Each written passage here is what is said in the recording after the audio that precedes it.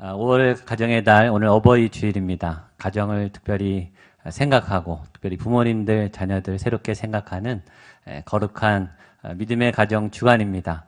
오늘 야곱이 드디어 22년 만에 아들 요셉을 만납니다. 오늘 요셉의 가정도 회복됩니다. 야곱의 가정이 회복돼요. 이 회복이 세 가지로 일어납니다. 첫 번째는 영적인 회복이 일어나고, 두 번째 만남, 관계의 문이 열리고, 세 번째 기업의 풍성한 문이 열립니다.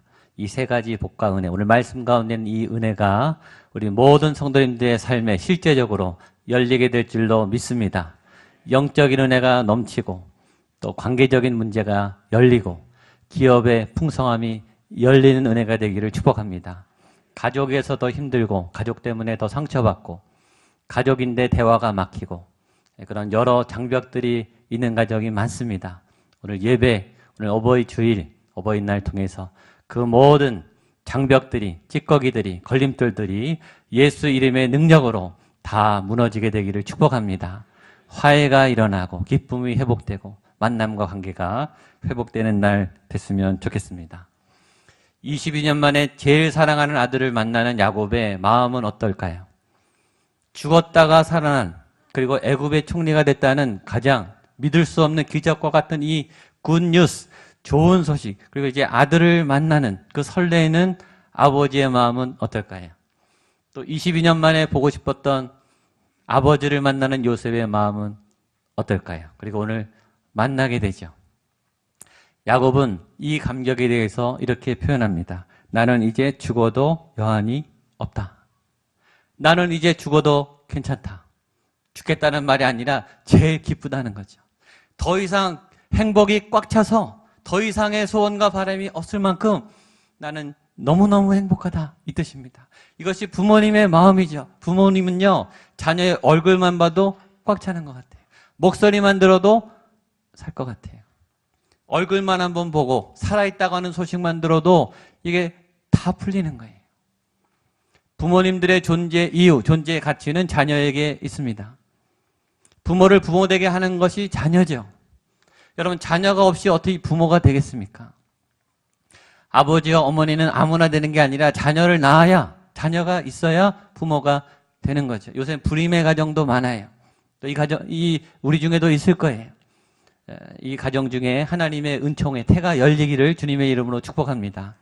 제가 주례 때 또 청년들, 우리 연애하고 이제 결혼 앞두고 기도할 때 꼭 기도해요. 하나님, 아버지가 되고 어머니가 되는 복을 누리게 해 주십시오.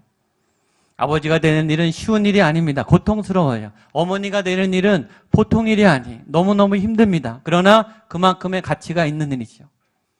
남성은 아버지가 됨으로 남성성이 완성돼요. 여성은 어머니 경험을 꼭 해야, 어머니가 돼야 여성이 완성되는 거예요.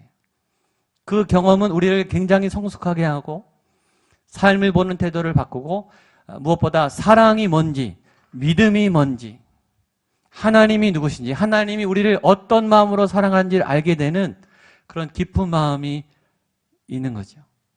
그래서 아버지 경험, 어머니 경험은 굉장히 중요하죠. 부모님들은 자녀를 낳으면서 모든 게 바뀌어요. 삶의 목표와 가치가 바뀌어요. 자신이 행복하고 건강하고 자신이 꿈을 이루어도 자녀가 불행하다면 그 부모님이 어찌 행복할 수 있겠습니까? 자녀가 매일 아프고 비명을 지르고 울부짖고 우울하고 실패 가운데 추락하고 있는데 어찌 부모가 행복하겠냐고요. 다 바뀌어요.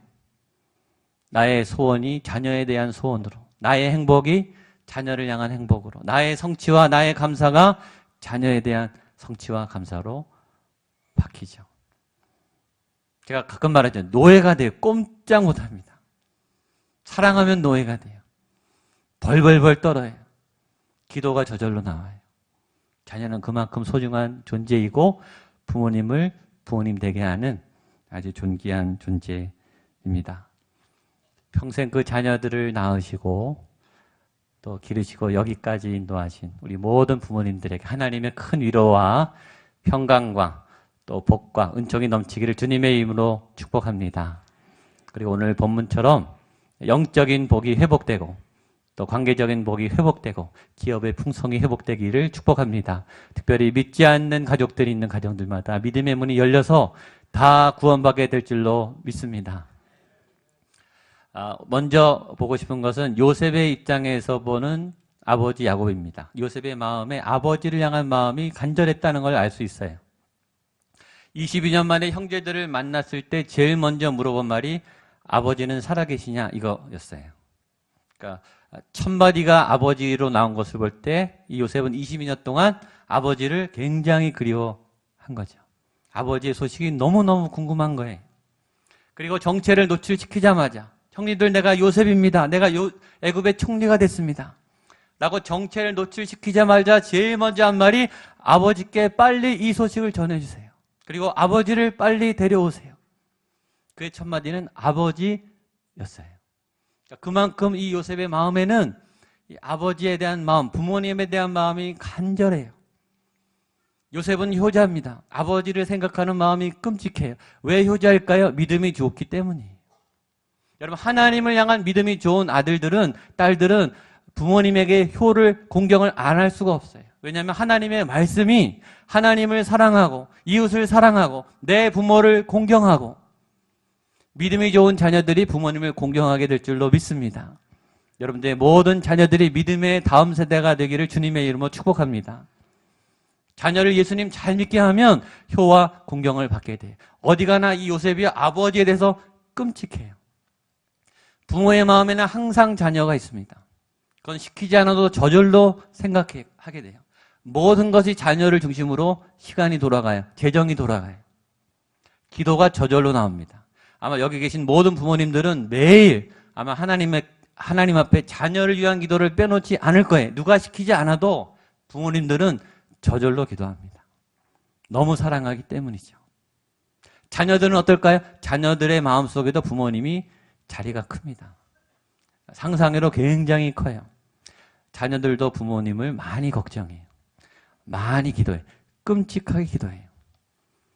그래서 학교를 다녀주고 있지 않습니까? 학원을 가지고 있어요. 부모님이 걱정할까 봐. 저희 어머니는 내년에 팔순이세요. 내년에 팔순. 할머니죠. 네, 손자, 손녀. 그런데 가끔 저에게 얘기하세요. 엄마가 보고 싶다고. 제 할머니죠. 저희 어머니의 어머니 돌아가셨는데 야 엄마가 보고 싶다 이렇게 말씀하세요. 처음에는 놀랐어요. 무슨 할머니가 무슨 어머니를 보고 싶나. 다 큰 어른이. 근데 이제 이해가 되는 거예요. 아 할머니에게도 엄마가 있지. 아 우리 아버지, 할아버지에게도 아버지가 있었지. 아버지 없는 분이 어디 있습니까? 특히 저희 외할머니는 우리 가정의 믿음의 일대세요. 그분이 평안도에 사셨는데 그 믿음 때문에 월남하신 거예요. 그래서 제가 남한에 다행히 태어나게 된 거예요. 할머니 덕분에. 근데 60세 때 교통사고로 일찍 돌아가셨어요. 그러니까 저희 어머니에게는 늘 이 할머니에 대한 아쉬움이 너무 많으신 거죠. 그래서 좋은 음식, 특히 할머니가 좋아하는 음식을 볼 때마다 꼭 얘기를 하신 거예요. 이거 할머니가 굉장히 좋아하셨다. 감사한 일이 있을 때 이걸 할머니가 보면 얼마나 좋아하셨을까. 할머니가 이 자리에 있었으면 얼마나 행복해 하셨을까. 그 얘기를 자주 하셨습니다. 저는 깨달았죠. 할머니들에게도 엄마는 필요하구나. 할아버지들에게도 아빠는 필요하구나. 모두에게 아빠의 자리, 엄마의 자리는 필요한 거구나. 우리가 다 성인이 돼서 이제 독립하고 책임을 지는 건강한 성인이 됐지만 그래도 우리가 기댈 수 있는 내 편이 돼주는 엄마의 자리, 아빠의 자리는 여전히 필요한 것이구나. 모든 자녀들의 마음에는 부모님의 자리가 굉장히 크게 있습니다. 때론 그 자녀들이 우리를 섭섭하게 하죠. 우리 잃어버린 것 같고 말을 안 듣고 말썽을 부리고 고집을 부리죠. 그러나 그들의 마음 안에는 우리가 알지 못할 만큼의 커다란 부모님들의 자리가 있음을 믿게 되기를 축복합니다. 좀 위로가 되셨으면 좋겠어요. 자기밖에 모르는 것 같고 자기 욕심꾸러기인 것 같지만 부모님들의 자리가 있습니다. 가끔 아이들 상담할 때 제가 물어봐요. 제일 소원이 뭐냐? 뭘 제일 기도하고 싶냐? 좀 자기 꿈을 이루고 뭐 친구들하고 뭐 인기가 좋고 얼굴이 예뻐지고 이런 것도 많지만 1위가 뭔지 아세요? 1위가? 1위는요, 부모님 안 싸우는 거예요. 부모님 좀 사이좋게 좀 지냈으면 좋겠다. 부모님 싸우면 애들이요, 어쩔 줄 몰라요. 그 영이, 그 정서가 막 파괴돼요. 간절히 막 눈물로 기도해요. 우리 부모님 좀 안 싸웠으면 좋겠습니다. 좀 사이좋게 지냈을 때 제가 제일 행복합니다. 사이좋게 지내시기를 축복합니다. 요셉의 마음에 아버지를 향한, 이 야곱을 향한 그런 마음이 아주 불일 듯이 일어났어요. 야곱이 이제 그 아들 요셉을 만나러 가는 거예요. 근데 오늘 첫 번째 메시지가 굉장히 중요해요. 야곱이 그 22년 만에 만나는 얼마나 이 기쁜 들뜬 마음으로 이 아들을 만나러 가니 아버지가 제일 먼저 뭘 했을까요? 제일 먼저 예배했다는 거예요. 이게 중요한 메시지입니다. 1절입니다. 시작. 이스라엘이 모든 소유를 이끌고 떠나 브엘세바에 이르러 그의 아버지 이삭의 하나님께. 지금 야곱은요, 세상에서 제일 행복한 사람이에요. 제일 기쁜 사람이에요. 근데 이 기쁨을 누군가에게 감사를 하고 싶은 거죠. 예배를 드리고 싶은 거예요. 그러니까 이 아버지가 제일 먼저 한 것은 하나님을 찾은 일입니다. 예배하는 아버지, 기도하는 어머니. 저는 확신해요. 이 자녀들은 망하지 않아요. 이 자녀들은 하나님 앞에 잘 될 줄로 믿습니다. 하나님이 좋아하는 예배는 간절한 예배, 진실한 예배예요. 자녀를 향한 어떤 부모가 건성으로 기도하겠습니까? 자녀를 향해 예배드리는 어떤 부모가 건성으로 예배를 드리겠냐고요. 그 예배는요, 제일 진실한 기도와 예배예요. 그 신앙은, 그 믿음은 진짜예요. 자녀를 향해 드리는 그 예배, 자녀를 위해 간구하는 그 기도의 하나는, 그 기도는 진짜죠. 하나님은 진실의 예배, 진실의 찬양, 진실의 기도를 반드시 받으세요. 부모님들이 매주간 드리는, 매일 드리는 그 예배와 기도를 하나님은 받으시는 줄로 믿습니다. 그래서 예배하는 아버지가 중요합니다. 하나님께 기도하는 어머니는 중요해요. 하나님이 그 가정을 붙잡고 계시기 때문입니다. 우리는 왜 기도해야 합니까? 우리가 다 책임질 수 없습니다. 우리가 다 인도해 줄 수 없습니다. 우리가 다 지켜줄 수 없어요. 부모도 놓치는, 부모도 실수하는, 부모도 빼먹는 위험이 세상에 가득해요. 자녀들을 위해서 기도하게 되기를 축복합니다. 그 자녀와의 만남을 감사하는 오늘 야곱 같은 믿음의 부모님들 되시기를 축복합니다. 그러면 하나님은 그 예배를 받고 가만히 계시는가? 절대 그렇지 않죠. 하나님은요, 받은 것 이상으로 엄청나게 주시는 분이세요. 2절, 3절입니다. 시작. 그 밤에 하나님이 이상 중에 이르시되 야곱아 야곱아 하시는지라. 야곱이 이르되 내가 여기 있나이다. 내 아버지의 하나님이니 애굽으로 내려가기를 두려워하지 말라. 내가 거기서 너로 큰 민족을. 오늘 주시는 말씀은 그냥 다 아멘으로 내 거다, 우리 가정 거다 다 받으세요. 지금 야곱은요, 요셉을 만나는 것만 해도 지금 머리에 꽉 찼어요. 더 이상의 소원도 없고 더 이상의 바람도 없어요. 아들을 봤으면 됐지 뭘 더 원하겠습니까? 근데 하나님은 이렇게 말하는 거예요. 이 만남은 단순한 만남이 아니다. 22년 만에 너가 아들을 만나는 만남일 뿐만 아니라 이 만남에는 굉장히 큰 계획이 있다. 야곱아, 네가 알지 못하는, 요셉이 알지 못하는 어마어마한 계획. 내가 너로 큰 민족을 이루게 하겠다. 개인적인 만남, 가정적인 작은 일이었지만 이 만남은 그냥 아버지와 아들이 만나는 단순한 만남이 아니라는 거예요. 이스라엘의 민족이 시작되는, 구속이 시작되는, 인류의 역사의 획을 긋는 거시적인 어마어마한 위대한 만남이라는 거예요. 하나님은 한 만남으로, 한 의미로 끝나지 않고 굉장히 다양한 그리고 엄청난 의미의 만남을 우리의 가족을 통해 연결해 주신다는 거죠. 여러분과 여러분 자녀들의 만남이, 또 우리와 우리 부모님들의 만남이 이런 하나님의 위대한 만남이 될 줄로 믿습니다. 한나가요, 애가 없어서 너무 서러워서 기도했어요. 아주 금식 기도를 하고 술 취한 듯이 아주 몰입해서 기도했어요.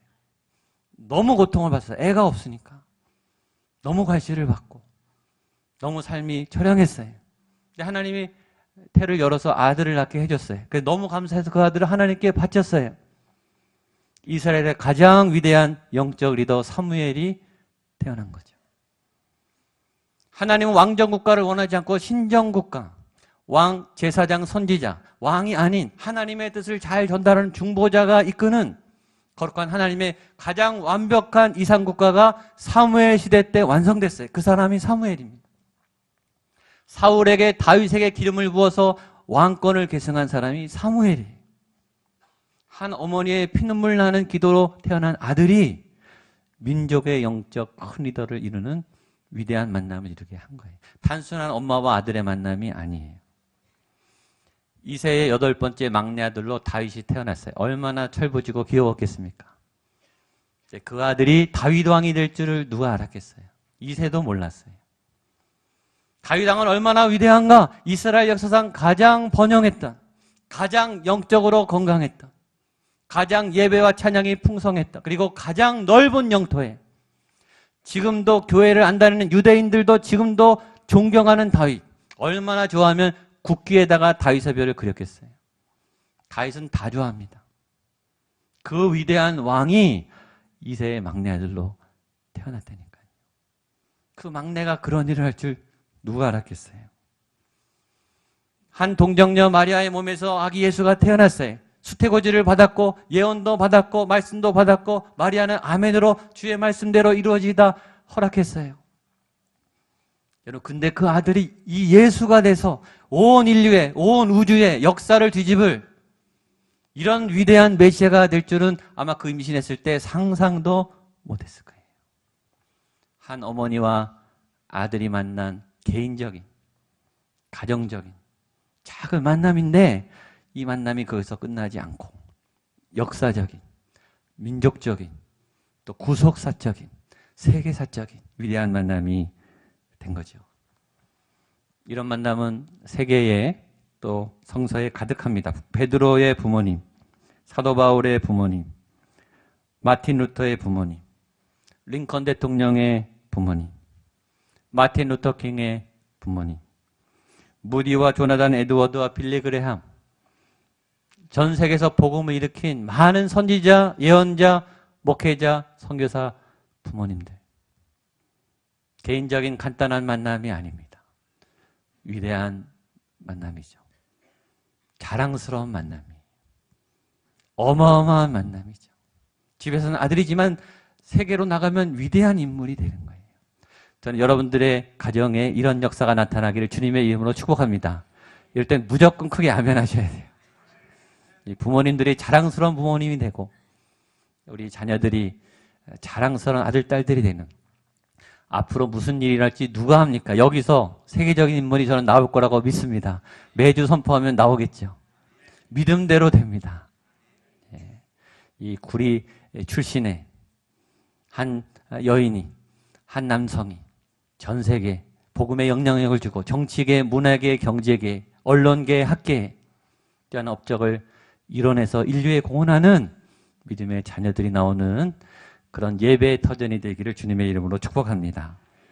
그때 하나님은 야곱에게 말씀합니다. 두려워하지 말고 내려가라. 3절 4절입니다. 시작. 하나님이 이르시되 나는 하나님이라 내 아버지의 하나님이니 애굽으로 내려가기를 두려워하지 말라. 내가 거기서 너로 큰 민족을 이루게 하리라. 내가 너와 함께 애굽으로 내려가겠고 요셉이 그의 손으로 내 눈을 감기리라 하셨더라. 야곱은 예배했고 하나님은 응답해 주시고 계획을 말씀하시면서 말했어요. 두려워하지 말고 너는 내려가라. 애굽으로 이민을 가라. 야곱아 두려워하지 마라. 왜 두려워하지 말라 그랬을까요? 두려우니까요. 지금 야곱이 120살입니다. 단순한 여행이 아니라 아예 다 짐 꾸리고 가서 살려는 거예요. 이민 가라는 거예요.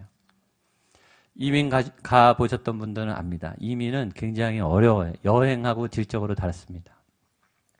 일단 이민을 가면 풍토병에 걸립니다. 기후가 다르고 체질이 바뀌었거든요. 병이 안 나는 분이 없습니다.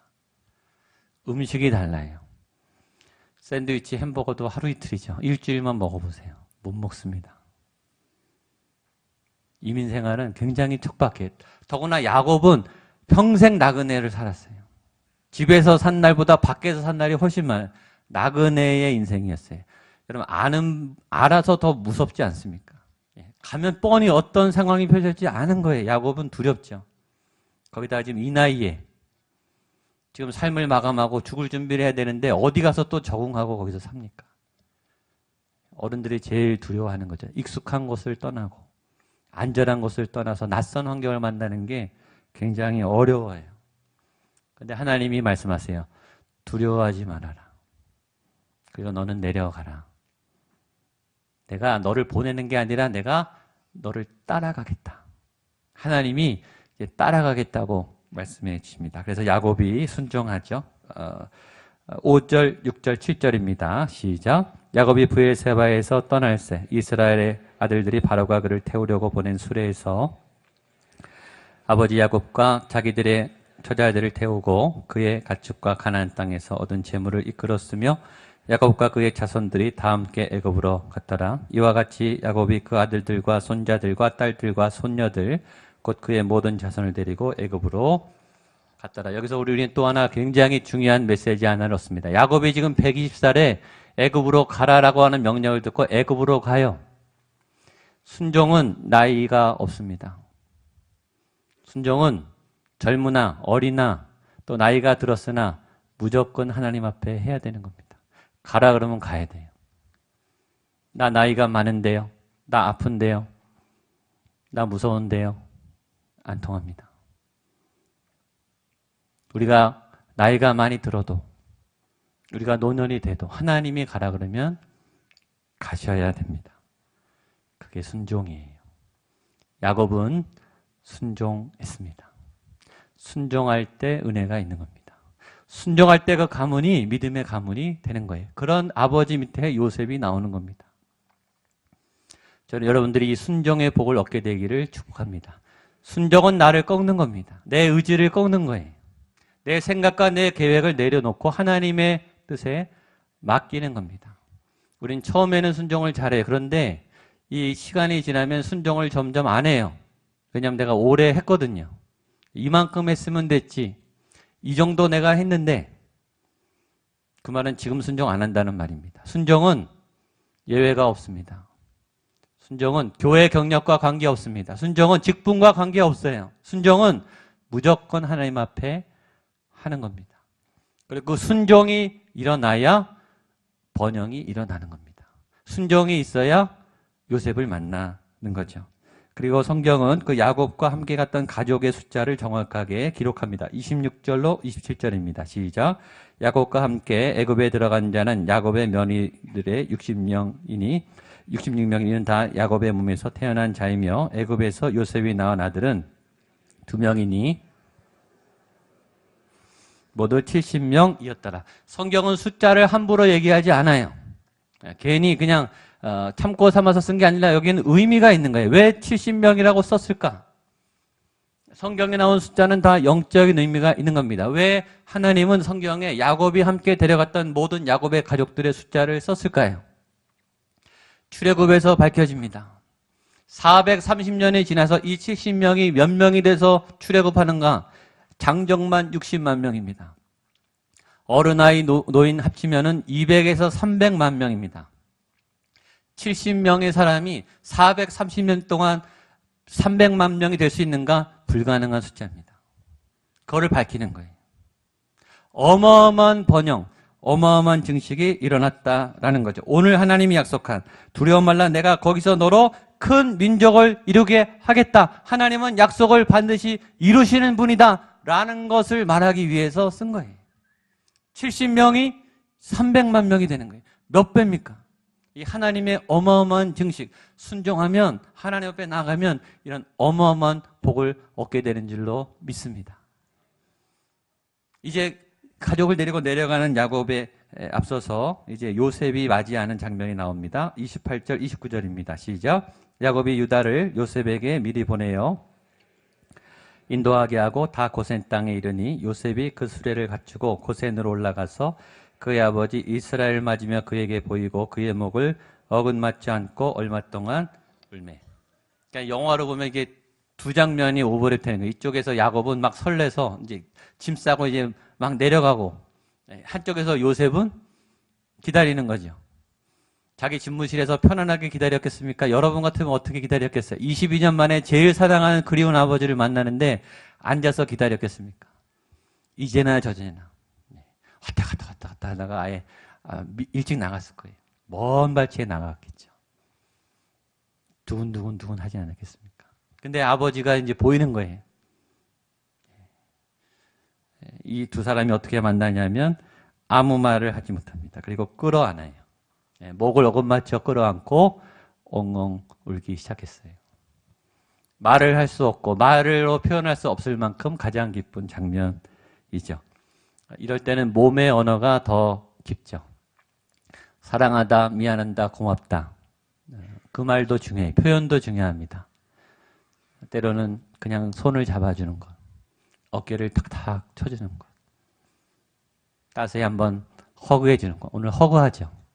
아버지와 아들의 깊은 허그, 아주 가슴을 맞닿는 허그, 아주 뜨거운 감동이 있는 표현입니다.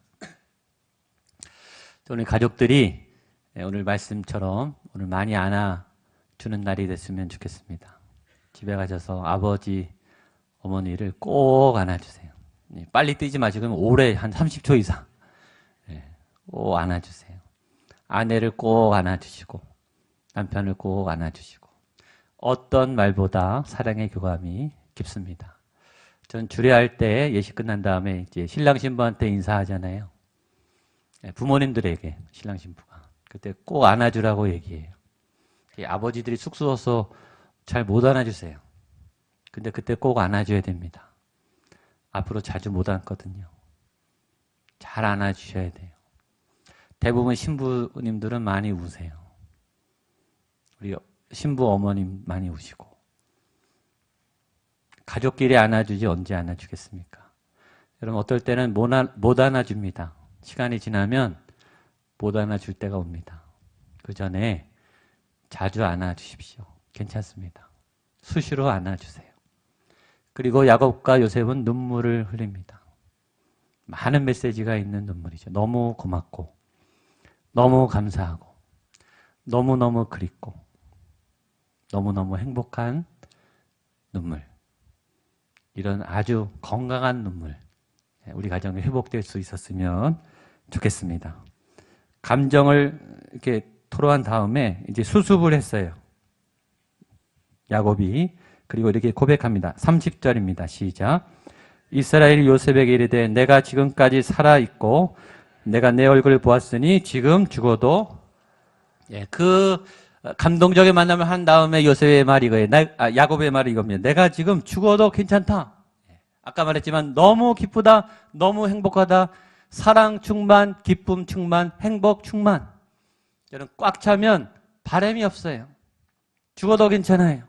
더 이상 소원이 없어져요. 이게 충만이에요. 성령 충만, 하나님으로 충만해서 너무 행복한 거예요. 바랄 게 없는 거예요. 소원이 없어져요. 하나님 앞에 소원이 많다. 무슨 말이에요? 충만하지 않다는 거죠. 가족한테 섭섭한 게 많다. 무슨 말이에요? 사랑하지 않다는 거죠. 사랑하면 있는 것만 해도 좋게 해요. 그냥 감사해요.